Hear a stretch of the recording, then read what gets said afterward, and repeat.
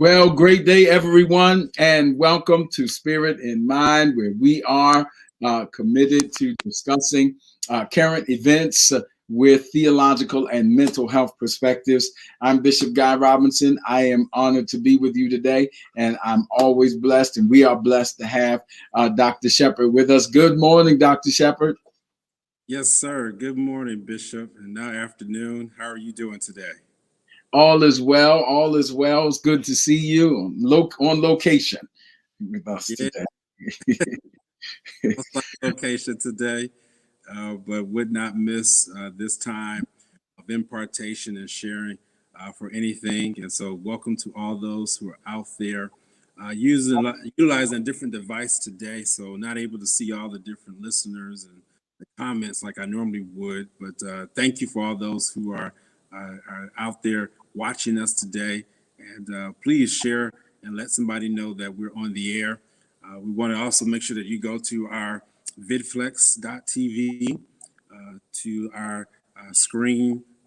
Well, the screen is there, but to the actual platform where you can go and look at all of our past episodes on the broadcast, spiritinmind.vidflex.tv. And please go there, check us out. And we're in the midst of a wonderful series right now, and you can get caught up on all of those episodes that you have missed.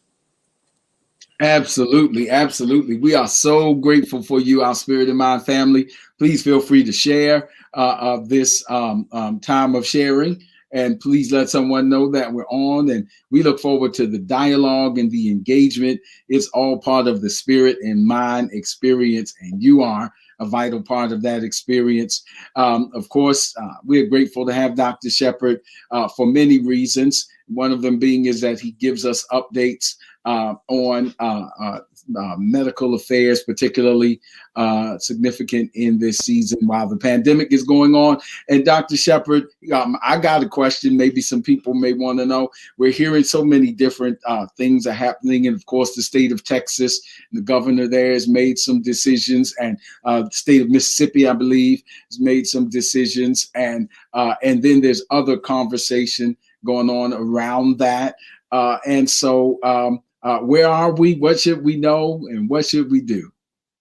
Yes, sir. So I purposely kept these masks on, not just for decoration, but it's part of my spiel to the people today because this is not the time to stop wearing masks. And when you're wearing masks, just like I have, we should be double masking. All right. I was just with my physician just today. I'm sorry, just this past week. And we were just talking about it. And he noticed that I was double masking. So I have the blue 3-ply mask, and then I have my regular black mask. And as you see, I am touting the Church of God in Christ mask today, as I have offsite at a church at my church, the Carter Memorial Church of God in Christ. And so, why is it important for you to double mask? Because it actually cuts down the accessibility for the virus to enter into the entry points into your space, which is through your nose or through your mouth. And so, really, when you double mask, as you've seen Mayor Brandon Scott, as you've seen other people who are local and government, local and state officials have been double masking. That's an example of what we should be doing. In regards to what Texas and Mississippi has done or plans to do, let me tell you, all health officials are in concert that this is too early to lift the mask mandate. You might say, well, why is that, Dr. Shepherd? Well, that's because just like the flu virus or just like the common cold, that the virus still can be transmitted even though you've been vaccinated. We have to understand that the COVID-19 virus or the coronavirus or the SARS-CoV-2, the scientific term for it, is not going anywhere unless the Lord himself decides to eradicate this virus. Well, how do you know that, Dr. Shepherd? Well, let me tell you all. Coronaviruses were here before many of you all were even born. So it was here before most of us were even born, if not all of us. It's just that this particular form of coronavirus has taken off to the point to where it has become very lethal, more lethal than the 100 times more lethal than the flu virus. And so that's why for those who've been vaccinated carry the virus. So that's why we still have to wear the mask until we reach a level, and you've probably heard the term herd immunity, to where it's more safer for us not to wear the mask. We're nowhere near that right now because people are still battling in their minds whether or not to take the vaccine. And then there's a whole thing now about brand hesitation. What do I mean by brand hesitation? Well, I don't want the Johnson & Johnson because it's not 95% like the Moderna or the Pfizer. All right, people, we want to make sure that you know that it's not about brand name right now. It's not about clothes. It's not about, different other places, where we look at the brand name to decide whether or not do we get something. It doesn't work like that with vaccines. The reason why we have different brand names is because everybody wants a share of the pie because it's going to be profitable to them. I'm not talking about profits, but I'm looking at it for profitable for us to end this pandemic. And so everyone wants a share of that piece of the pie. And so right now, and you've heard the other health officials state that it doesn't matter which vaccine you get. They all prevent deaths and hospitalizations. That's what we want. And so a little extended answer there to the question, Bishop Robinson, but we have to know that just because someone lifts a mandate doesn't mean that you have to follow it. All right. Many of the corporations, Target, Best Buy, a few others I've seen, they don't plan to lift, Starbucks, I believe is another one. They don't plan to lift those mask mandates in the state of Texas. So, and you've heard me say on here, and I will conclude with this, just because the federal government does something or the state government does something, you have to remember the most important people who really affect you are your local governmental officials. And so never get so caught up with the federal elections and things like that, that you don't know who your local government officials are, because those are the people who have to enact what comes down from the federal government. And if they choose not to do so, many of them are well within their rights. And so that's why some of these corporations are still going to allow for certain mandates, because yes, the governor can say that, but if the mayor doesn't agree with it, or even some of the county folks don't agree with it, just like we hear in the state of Maryland, it just won't fly. So just know what you should know and abide by what you believe is the best practices for your area. Very, very helpful, Dr. Shepherd. Thank you for sharing that with our Spirit in Mind family today. South Carolina as well has made that decision with Texas and Mississippi as well. And so what you are saying is so powerful for us to be mindful of what we do and the choices that we make. That's so very helpful, and a part of living our best lives.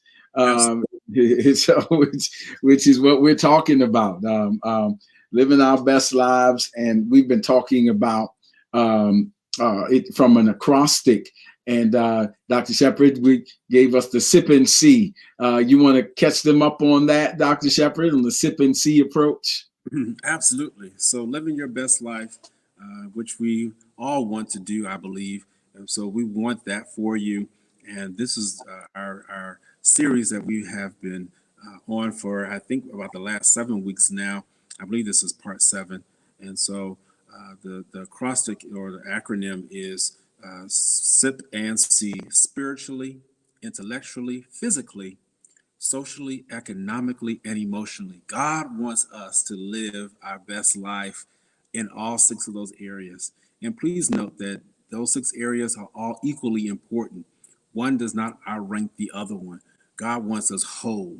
And so many of us, we strive for perfection, as the scripture says. And so we want to make sure that we're not just strong in one area and then all the rest of the 5 areas are lacking. That's not how God wants us to live. He's not pleased with that. And so we are striving so that we can be complete and perfect in all 6 areas, because that's when we live the abundant life. And so we've covered 4 of those areas. And today we're going to start another new area, the economical piece. And so that's where we are, living your best life economically. And thank you, Lord, for those hundreds. They must be coming our way. Yes, sir. And listen, so we just give us some a launching pad here, and then Dr. Shepherd's going to introduce our very, very capable and competent guest. But as a launching pad, let's start off with what is that economics? Well, when we're talking about economics, just a couple of working definitions. But economics refers to the study of the production, distribution, and consumption of wealth in human society. It can also be defined, because there are multiple definitions, as the study of people as consumers, making choices about which products and goods and services, for that matter, to buy or to use. It can also be defined as a social science concerned with the production, distribution, and consumption of goods and services. They're all dictionary definitions, but simply put, we're going to talk about how we spend our money, where we spend it, where we save it, what we do with it, and why we do with it, what we do with it. And I want to start with a passage of scripture just to launch us off with a spiritual foundation that is in Luke 15. It's not preaching. Please don't say it's going to be quick. I just want to read it and use it as a launching pad. Luke 15 says it's the story of the prodigal son. It's really the third story of a series of parables that Jesus gives about resources, really, and how they're used. He starts talking about the shepherd or sheep, and then he talks about a lost coin. And then he said, a certain man had two sons. The younger of them said to his father, Father, give me the portion of goods that falls to me. So he divided to them his livelihood. And not many days after, the younger son gathered all together, journeyed to a far country, and there wasted his possessions with prodigal living. But when he had spent all, there arose a famine in that land, and he began to be in want. Now, just as a launching pad, there's several kinds of presuppositions there that the prodigal son has. Number one, he has made, the assumption that I am entitled to an inheritance. Number one, he said, give me what belongs to me. So there's the presupposition that I am entitled to an inheritance. Whatever you may think of that, he clearly does have that presupposition. Number two, money is a means to satisfy immediate gratification, because he spent all he had on everything he wanted with no savings for the time of famine. Number three, more money means more will come. Clearly, I thought about that, Dr. Shepherd. He watched his resources dwindle as he kept gratifying things and never said, wow, never any indication that, wow, I'm almost at my last. I'm almost out of here. Man, I need to start saving. Man, I need to start changing the way I'm doing things. I don't have as much today as I did 2 weeks ago. But he just let that, but if it easily came to him, perhaps he thought it would easily come again. And then he came to himself. And when he came to himself, his mindset about resources changed. He said, I could be a servant. First, he said, I'm not worthy, which means I no longer feel entitled to automatically receiving a livelihood. Number two, he said, I can go and be a servant, which means I now understand that my livelihood is something that can be worked for. Number three, he said, I can live better than this, as bad as this is. And for me, that just kind of summarizes what we hope to talk about today. The money management, the stewardship of money, the psychology of money, because it affects certain behaviors, the way we think. Our financial behaviors are the results of certain presuppositions we may have that may come from family, friends, or influences in society. And then thirdly, where we've started, the theology of money. And they're the three things that we want to talk about. What does God have to say about money? What is the stewardship of money? What's the theology of money? And what is the psychology of money? And we have a great guest with us, Dr. Shepherd. Would you take us from here? Yes, sir. Yes, sir. We have a guest that's with us who's known me all my life. and I would not be here if it was not for him.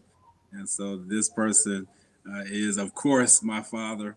And I am grateful that he accepted the invitation to be with us today. And so I'm just going to introduce him, and he'll tell us a little bit about what he does, his profession, and then we'll take it further from there. So, Spirit of Mind, we are blessed to have my father, the elder. He is an elder in the church, Josephus Shepherd, CPA. How you doing, Dad? Good, and thank you, Jonathan. Thanks for the opportunity, Bishop Robinson. I look forward to talking to God's people concerning money. I'm a licensed CPA. I've taught accounting at a university level. I now am somewhat semi-retired, and I do tax returns and also do financial statements for churches and non-for-profits. I'm very thankful for this particular time to talk to the people of God concerning economics and money. Great. So, in the Kojic world, Bishop, we call him the fixer. All right, because people come to him at all different levels who are in need of fixing. So, actually, I'm going to kind of just piggyback off a little bit of what you were talking about, Bishop. So, thank you for the spiritual foundation in that scripture. So, Dad, I think you heard a little bit about the prodigal son and about how. Yes. He was talking about how he wanted his money now, and he wanted to get his inheritance now. So, if you would, can you just speak to a little bit about some of the things that people need to be aware of when they have that type of thinking? So, hopefully, my question makes sense. How do we address those persons who are looking for their now, looking for their inheritance now? Thank you for that opportunity. The word prodigal means wasteful. And one of the things that we have to understand is as you get younger and go through a phase, you feel a sense of entitlement.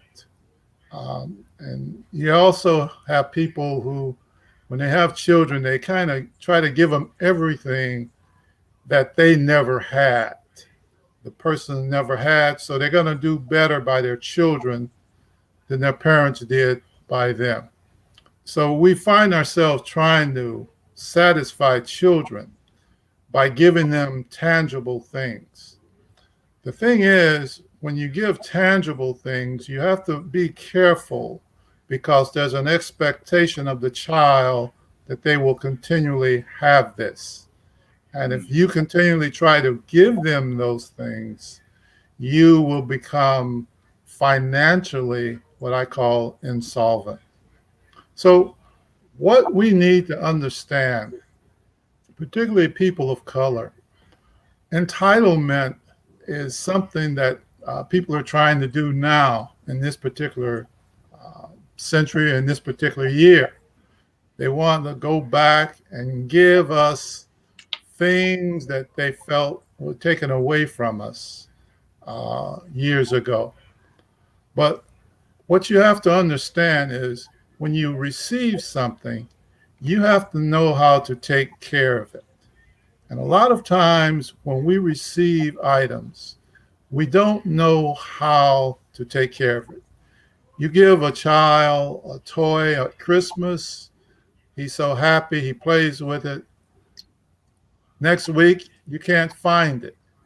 It's broken. It's somewhere where you have to throw it away. And that's somewhat like what we have in terms of our lives. We can't give our children everything and then expect them to be able to be thankful for it. People have to respect what they receive and learn how to maintain that particular item. And that's where management comes in. Mm-hmm. A lot of us can't really manage money without a plan. And a lot of us don't receive that plan or teaching because our parents never really spent the time because they never really understood. managing.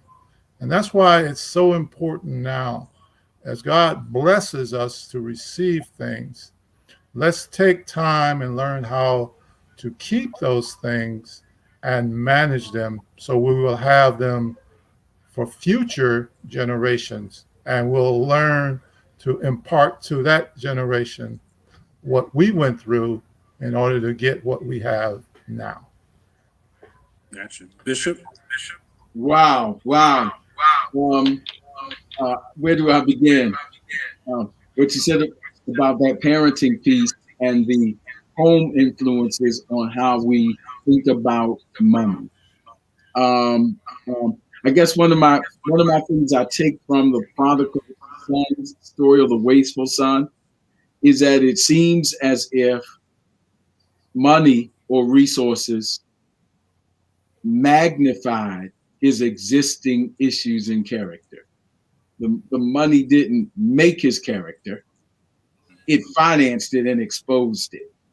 So if he already had those proclivities, so how do we balance as parents money, developing our child's monetary wisdom versus developing their character? Bishop, you raised a very good question. And one of the key words you said was wisdom. We have to start at an early age with a conversation with our children. And a lot of times, children believe their dad can do anything. Their dad is Superman. Their dad can get me anything. But when dad hears that, naturally there's a pride. But there also needs to be a realism with dad and with the child that at some time dad won't have what you want. And so you have to understand that we have to, in some instances, save in order to get what you want. There's nothing wrong with just telling your children, I don't have it. I've had to say that a number of times in terms of our family. I don't have it. But I'm speaking for present day. That's not that we're not going to get it later, but right now I don't have it. And explain to them what you have to do in order to get that particular item. So that's wisdom. A lot of times I find our parent does not really have a conversation with the child. The child starts crying, acting up. And so to stop that type of behavior, you go and get what the child is crying for. Or you can kind of get upset, and sometimes, you have to leave the child while he's crying. But what you have to understand is because you can't give it to the child at that time, you're not a failure. The child might say, well, you don't like that, you don't love me, so-and-so dad gave him such and such. But what you have to understand is, well, you don't know the circumstances of your friend's parents. And so what you have to do is understand someday that will come and you will be able to get what you want, and I will help you, but you're going to have to do some things yourself. Yeah, so so Bishop, I can speak, of course, because my father taught us how to be able to save money when we didn't want to save money. So I can smile as he's saying some of those things, but I really think about, as I was studying for today's show, I was thinking about the different things that we need to plan for through each decade. And right. I think this was right in line with what my father was just saying.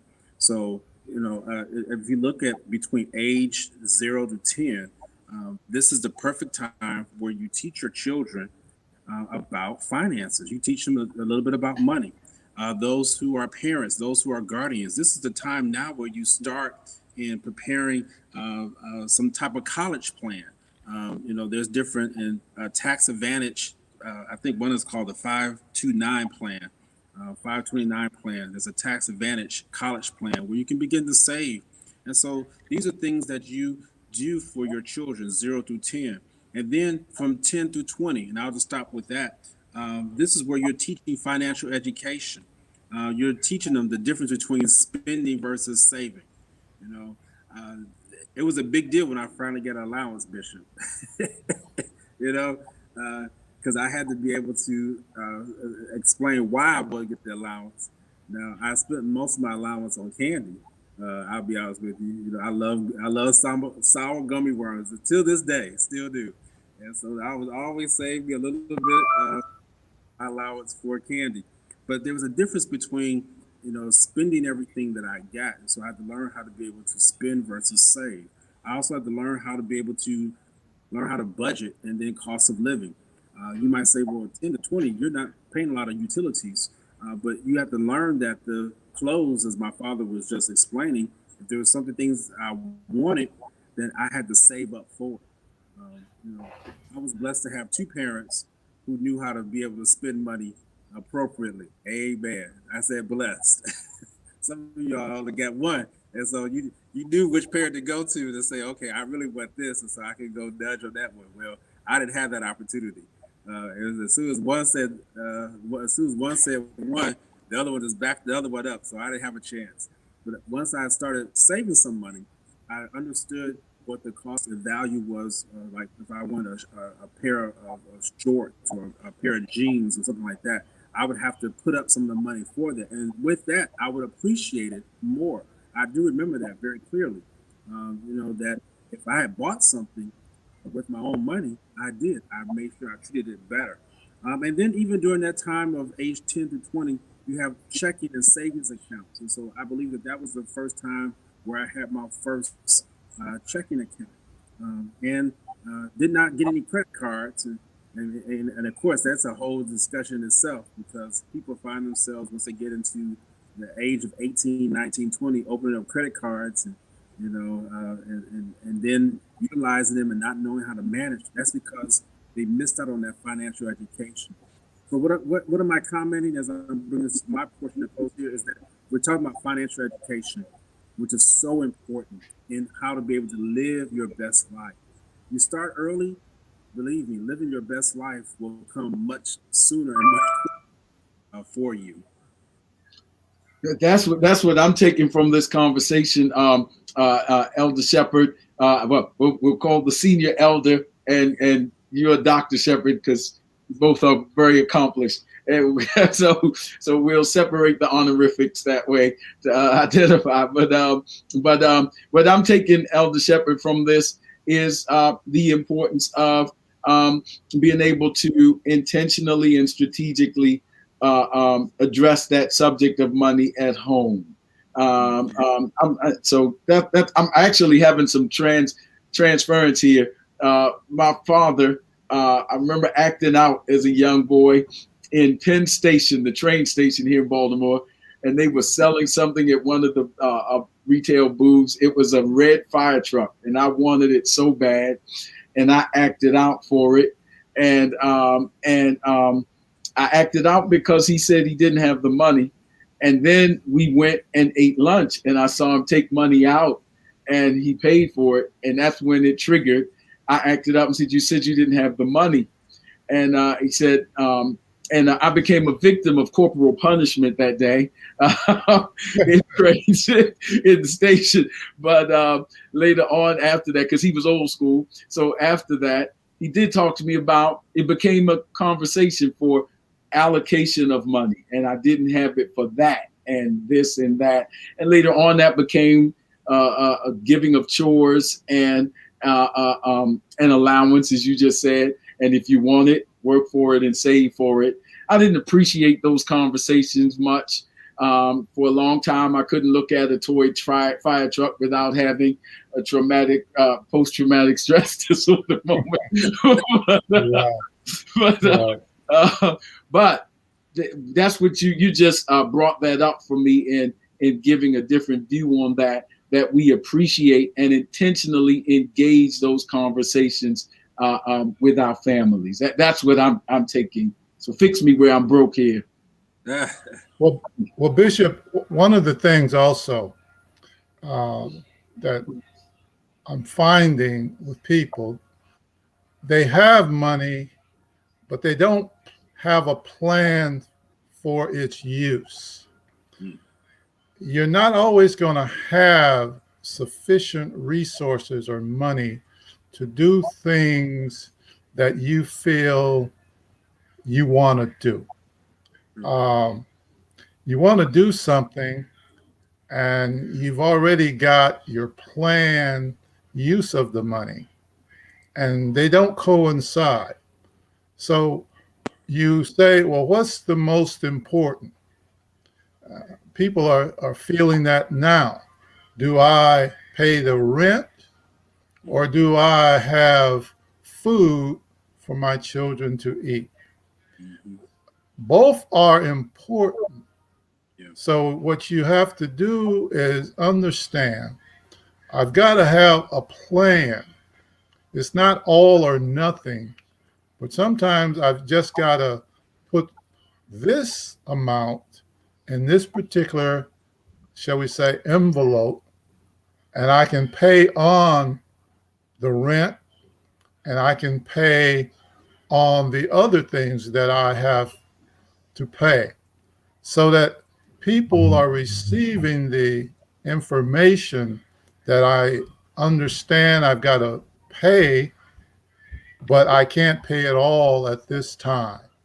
So please bear with me and I can do the things, but it might take me a little longer.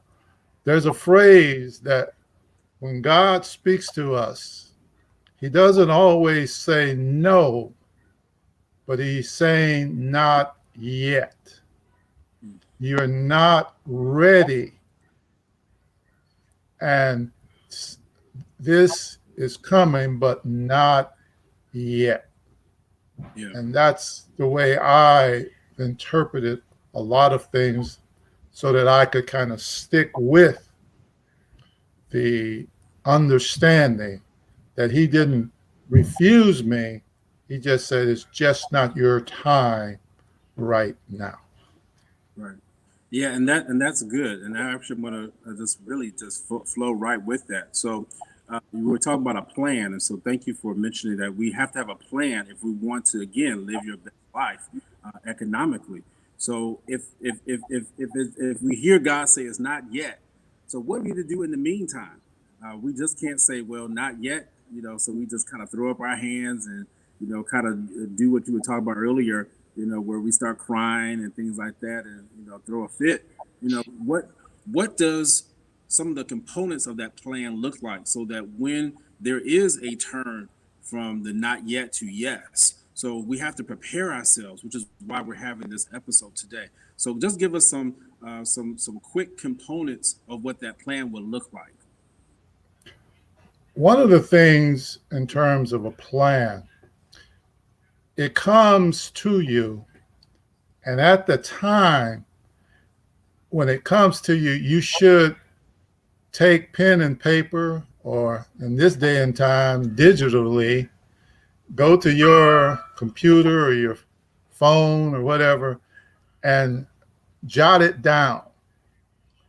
And as you look at it, you look at the item that you're trying to, say, solve or figure out. A plan has steps. It's just likened to what I call a budget. A budget is a financial plan in terms of you have a limited amount of resources.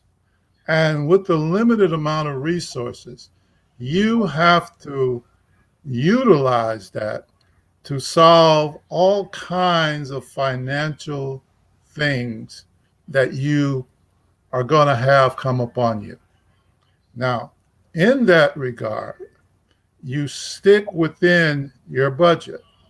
You stick within the parameters so that when you see something that's outside of the budget, you have a guidepost. I look at what my budget says, and I look at the things that are outside the budget, and I can't do that right now. So, what I say is when you come upon a situation like that, again, jot down that item which you didn't expect to occur. And when you have finished obtaining the items that you budgeted and planned for, if you have something left over, you can now go toward that item that was unexpected. A lot of times I find people, they what we call micromanage their budget. They got a budget, but something comes up. You plan to buy a car, and when you buy the car, you had in mind, well, I'm going to get a Volkswagen. Well, if you're going to get a Volkswagen, you don't need to go to the Cadillac dealership. What you need is stick within your parameter. And you might pass by the Cadillac dealership going to the Volkswagen dealership. You can write down, well, the Cadillac dealership is just down the street, but right now I only have enough money to get this item. Later on, I know where to go to get the other item that I saw. So keep yourself motivated. You have to get what you can afford and keep yourself motivated that you can enlarge your territory as things get better for you. Elder Shepherd, this is helpful. Identify your parameters and stick with them. Which is easy to say, and I'm interested in, and we get to this. I can tell we might need another session, but when the thing that came to mind is while you're on your way to that Volkswagen dealership, the Cadillac dealership is advertising. Mm-hmm. And the psychology of selling is convincing me that I really need the social status affirmation of this Cadillac so that on Sunday morning, go to church post-pandemic, my Cadillac will give me a different social status than my Volkswagen. And I've been marketed to buy into that. So how important is it to have a healthy sense of where we are, to be realistic with our parameters, and to have even a healthy sense of self-esteem about where we are, and knowing that where I am is where I am, but it doesn't have to be where I stay. But right now, this is where I am. That's the psychology of money. So either Shepherd can answer, help us, Spirit and Mind audience, with that one. Let me just start it, and Jonathan can pick it up in terms of where I leave off. A lot of times, the marketing that comes to us, commercials, etc., we see ourselves in these particular positions. We see ourselves driving the Cadillac, and we see ourselves there because we're looking to impress people. We're not looking at can we afford it, but we're looking at what people will think of us if they see us driving something new. But the problem comes when we get that something new and we haven't prepared for it. it's just a matter of time before we lose it. We don't have it. And when people whom you're trying to impress see that you don't have your Cadillac, the question is, what happened to your car? And so you're embarrassed because you've lost it or someone has taken it. And that can be very much a thing in which people feel I should have waited. Now I'm embarrassed, and people will think less of me because I had something and I lost it. So what you have to do is kind of keep yourself on an even keel so that people, when they see you, they have an expectation and you haven't overdone things and therefore lost things because you haven't really followed your plan. Yeah. I mean, marketing is huge, absolutely. When you go to the different stores, even as you walk through even the grocery stores, things are marketed in different ways. So you go past a certain brand name, but then if you go to, like, say for instance, a drugstore or like Walgreens or CVS, there's always a CVS or Walgreens brand, and it's always competing against the other competitor's brand. But truthfully, when you go to compare the two, there's nothing that's really that much different between. So we have to be careful of what we are spending our money on and what we're investing it in, because the marketing is there. And believe me, marketing is powerful. It will teach you that I'm supposed to wear a certain clothes, a certain line of clothes. I'm supposed to dress a certain way. I'm supposed to have this. I'm supposed to have that by a certain age in life. And let me tell you, it can definitely weigh on you. Going into the medical field, that was one of the things that I had to really learn and think. I'm thankful for parents who taught me how to be able to see the other side without allowing myself to walk into really immediate self gratification. Because believe me, there were so many of my colleagues and friends who didn't go into medicine. I mean, they were making nice money, and all while I was in my 20s, I was in medical school. I was gathering up debt. Yes, as a resident, I was getting paid, but I was only getting paid maybe a fourth of what a typical doctor would get. So, we, those who were in medicine, we had to learn self discipline. Well, we just had to learn discipline and learn how to kind of put self under control, not to buy into that whole self gratification, because if we had not, we would literally been spending money that we did not have. But now, because I waited, I've now have caught up in in many aspects. I've surpassed even those people who were left. I mean, who had left me behind back in my 20s, because I learned how to wait, and that's one of the major things that comes with living your best life. And in this particular area with economics, that we have to learn discipline. We have to learn how to be able to wait, how to be able to say not yet. We have to learn how to be able to say, man, that looks real shiny. Oh, I love that Cadillac. But let me tell you, when you're able to buy that Cadillac, not have to worry about the debt that goes along with it. Oh, it rides so much better. Oh, you feel so much, it's so much smoother. Because again, I go back to even the decades, as I was talking about earlier, I went through the first 2 decades. You have to look at your 30s and 40s. This is the time where you are gathering up your education. You're spending money on your educational opportunities because you're allowing yourself to hopefully be able to make or increase your earning potential.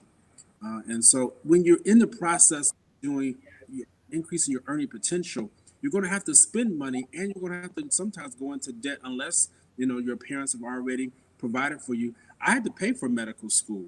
I'm still going through it now, but yet God has blessed me because even as I have been faithful to God, and not braggadocious here, but I've been consistent with God. God has continued to bless me over and over again, so that now I'm able to hopefully be able to eradicate all medical school debt within hopefully the next less than 2 years. That is just remarkable because, again, I had to have a plan. I had to learn discipline.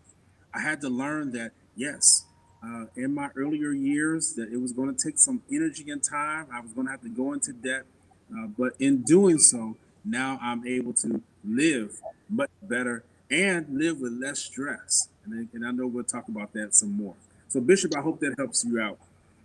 Yeah, yeah, and I hope it's helping our viewership, our Spirit and Mind family. In fact, I just feel led of the Lord to speak to persons for whom the things that we're talking about may seem so unachievable or insurmountable. I hope that you're hearing the work ethic, because by the time we met, you were already Dr. Jonathan Shepherd.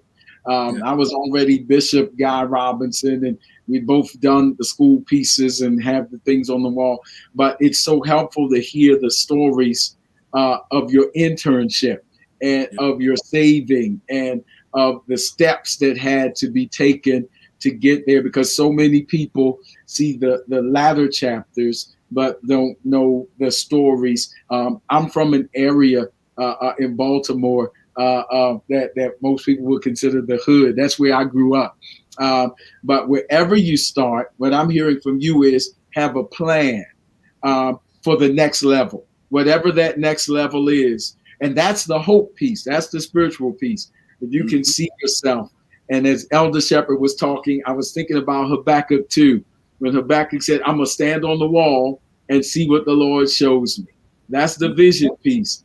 And then I heard Elder Shepherd say, write down your plan. That's Habakkuk. It says, I see it. Now let me write it down. This is where I want to be in the next 6 months, whatever it is. If it's, I want to have my GED in the next 6 months, because I don't want to make any assumptions or have any language of assumed privilege. So getting my GED is the next level. Whatever it is, getting to the next place, from being the cook to being the cashier. Whatever it is, have a next level in mind. Stand on the wall, which means spend some time with the Lord concerning my purpose and destiny. And where do you want me to go from here? Then secondly, write your plan down. Habakkuk, write the vision, make it plain. This is my next step. And then that's what I heard from Elder Shepherd. And then Dr. Shepherd, I heard you say, talking about the importance of waiting. Habakkuk, for the vision is for an appointed time, which means the Cadillac may come, to stay with Elder Shepherd's wonderful analogy, but it's just not for this season. If I get it in this season, then I'll be responsible for maintaining it, and it'll probably be repossessed. Right. But if I wait on the Lord, and the Lord says now, then it changes my prayer life. I can put God in remembrance of his word when financial challenges come. I can get I got a different support system when I am in the timing and the planning of God. And so that's just what is blessing me from what you're sharing today. Please feel free to add or frame that as inspiring. Yeah, say a couple of things. One of the things that is important is also keep yourself where you don't get disillusioned. It's very important to, while you're waiting, don't think things are going the wrong way. Keep your involvement, say in your church or in your job. Make sure you stay encouraged and not disillusioned, because it seems to be taking more time than you thought. It's so important that you surround yourself with people who encourage you this way and don't put you down, who well, you know, you could have done this, you could have done that. When you have people like that, those are people that are not really looking out for your best interests.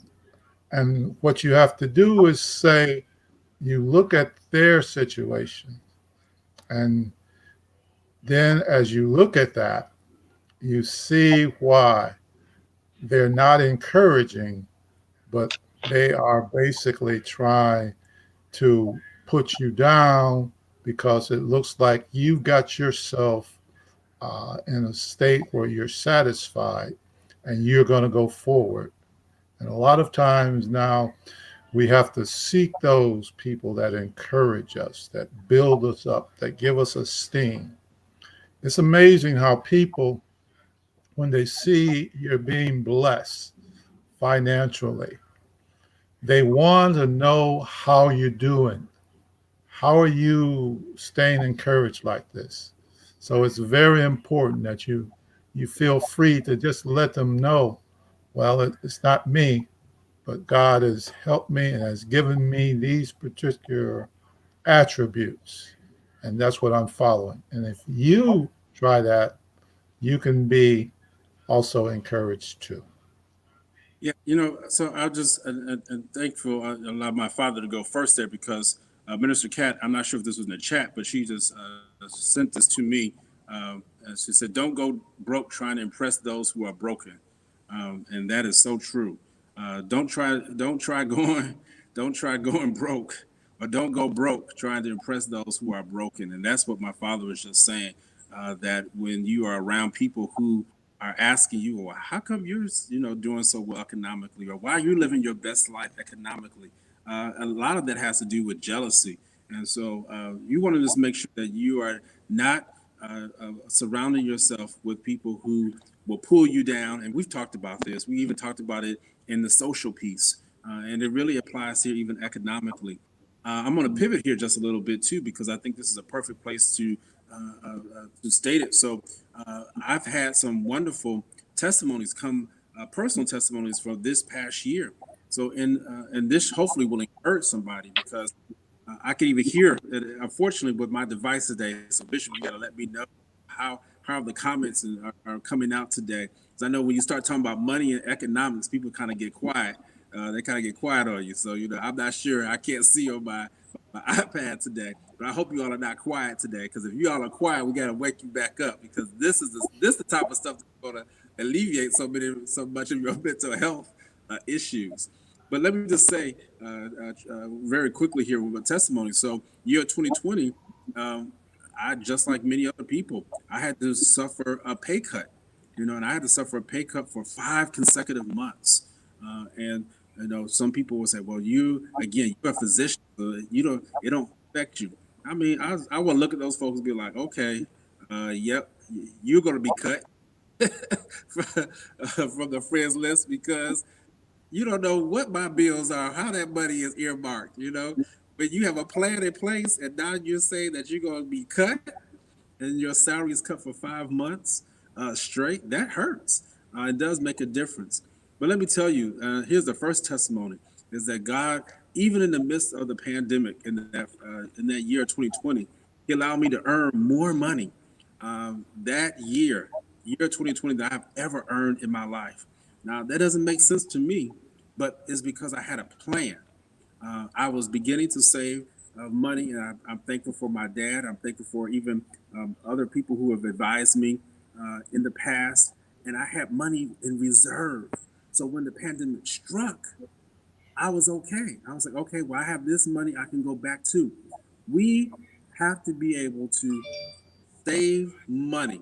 I know I'm at my wit's end. I don't know what, even if you save $1 a day, just learning and getting to that concept, it really is a mindset that you have to. Here's another quick testimony. Just yesterday, less than 24 hours, I went to the bank. I refinanced the mortgage. I had the mortgage on my house refinanced. And so I had to go and close one of those accounts. And when I went to close the account, I said, well, I think such and such money is in there. They said, oh, no, Dr. Shepard, 5 times more of that money in there. I said, I said, are you sure? They said, yeah. And so didn't come to find out that the money that I thought I had to pay for my mortgage in February on the old mortgage, they didn't need it. And so the money was still there. What am I saying? That you are faithful to God, when you're consistent to God, you'll go back and find out that the money that you were planning on spending and had actually even spent, because you were faithful and consistent with it, God knows how to be able to sometimes keep that money right there when you didn't even expect it. And you go back and find out that it has blossomed. So you know what I did with that money? I didn't just put it back into my own account. I put it into the other account at that same bank where I am storing up money for scholarships and for missions work. Again, that's how you get blessed. You know, sometimes, oh, Shepherd, why would you have done that? You should put it back into your own personal account. No, I already given it from my personal account. I wasn't expecting to get it back. So invest it. Invest that money. Now you may say, all I got is $300. Go invest it. Go save it. Go put it somewhere. Don't touch it. Too many times we touch money that we have already earmarked. Learn how to be disciplined enough that when that money has been set aside for that, leave it there. I hope you all are hearing me on that. Because when you do so, God will honor that. God will bless it. And he knows how to increase it better than you and I even know how. You raised some powerful things, Dr. Shepherd. And again, please tell somebody. I'm pretty sure this is going to need next week, but we'll talk about it later. But you raised, going back to the text, there's something that happens in that text. The prodigal son experiences an unexpected natural disaster. That is a famine. He didn't see it coming.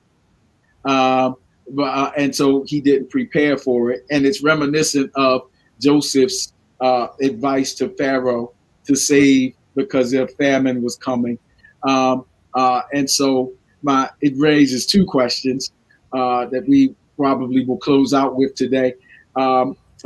Is there a standard for persons in terms of a set goal of, like, whether it's 5% of your income, 10% of your income? And then secondly, does that behavior or our mindset change about money in a famine, in a natural disaster? How does that affect how we spend, or how does it make us anxious? And first, is there a standard amount, 6 months, living expenses, whatever? And then does that get modified in our behavior in a famine? It's interesting you ask, because most financial planners advise you to have anywhere between 3 to 6 months of your salary in place in case something unexpected happens. You get laid off or some type of emergency happen. The higher in terms of the 3 to 6 month period, the better. If you can do 3 months to get started, that's fine. But 6 months is a standard that they ask you to try to achieve, so that when you do have something occur, you're not all frustrated and don't know what to do and talking to people about, I just got laid off and everything seems to be coming down on me. You've got some time to kind of think through what I can do, because I didn't spend everything. I kept something in reserve. And while you're dealing with that in reserve, you are looking at things that you need to change so that you'll be able to get in a situation better than what you had. Wow. Spirit and mind, hopefully this has been helpful to you. Stuff we need to cover that's just on my mind is, and we'll certainly consider this for our next presentation of Living Your Best Life. This is what we should do. Should have this amount. This is what we should save. This is what we should spend. This is how we should budget. But there's a lot of research that is out now that deals with the psychology of money, which is making the distinction between why is it that after I've intellectually given assent to what we should do, why do I do something different? Like Paul said, when I would do. And so that has a lot to deal with, and we still need to deal with systemic forces that are convincing and appealing to our esteem or lack of. And then there is superfluous language that is used in commercials that gets and encourages. You don't really hear a lot of high publicized things about saving money with a lot of flash. It's usually commercialized spending incentives. And so that's all a psychological piece. The institutions that have marketing psychologists that devote their entire time to noticing trends and how to improve the probability of us spending money. And so we're dealing with, if you will, if I can use church language, forces and maybe even wickedness in high places as it concerns the strategy to be prepared. So I would like to talk about the theology of money and the difference between a debt and an investment. Even in kingdom language, when we're investing in the kingdom and God giving seed to the sower. So there's so many other contexts, emotional versus rational spending. I hear all of that in this dialogue that we've just begun to scratch the surface of, in my estimation today. Dr. Shepherd, wrap us up, because I know we want to be sensitive to our time. But please wrap us up a little bit, if you would. Yes, sir. All right. Well, thank you, Bishop Robinson. And you just opened Pandora's box.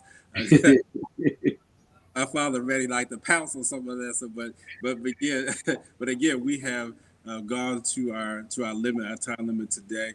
I want to thank my father, the Elder Josephus Shepherd, who has been a stalwart and a force to reckon with throughout the country when it comes to finances. And so thank you, Dad, for coming to join us on this show today. And please let those folks out there know we will continue to deal with this subject. A lot of people talk about prosperity gospel and things like that. We didn't even mention that. But let me tell you, the best way to be able to prosper and live and be in good health is to do it God's way, to make sure that you are taking care of yourself. And when I say take care of yourself, you take care of God first. Make sure you tithe. Make sure you're giving of your first fruits. And then you live off 90% of the rest. And so with that said, I don't want to further the conversation anymore today. This has been awesome. This has been good. Please, we want you to get your neighbors, those within your networks, your friends, your associates on this spiritandmind.vidflex.tv. Share with them this episode. So many people are preparing for their IRS, their Internal Revenue Service tax returns. This is the perfect time. So this is falling right in line. God gave us this particular series, and He would know that He already knew that this would be the time and season where we would deal with this particular topic. And so this is not something to be afraid of. So many people are scared, but we're not scared. We're not scared. We're going to attack it. We're going to come straight down your street, as I say, and we're going to deal with these issues, because when you face it with faith instead of fear, God will honor that. And so with that said, thank you again, Dad. I don't have anything else. I think we're good for today. Yes, thank you, Elder Shepherd. And that's why we put it that way. I admit this is an ongoing series. And so the cliffhangers and the Pandora's box was intentional, because we know we didn't exhaust the subject and there is still much more to talk about. And so we want you to join us. Please tell somebody. We're talking about next week. We'll focus specifically on that, the psychology of money. As we seek to live our best lives economically. Thank you for joining us on Spirit and Mind.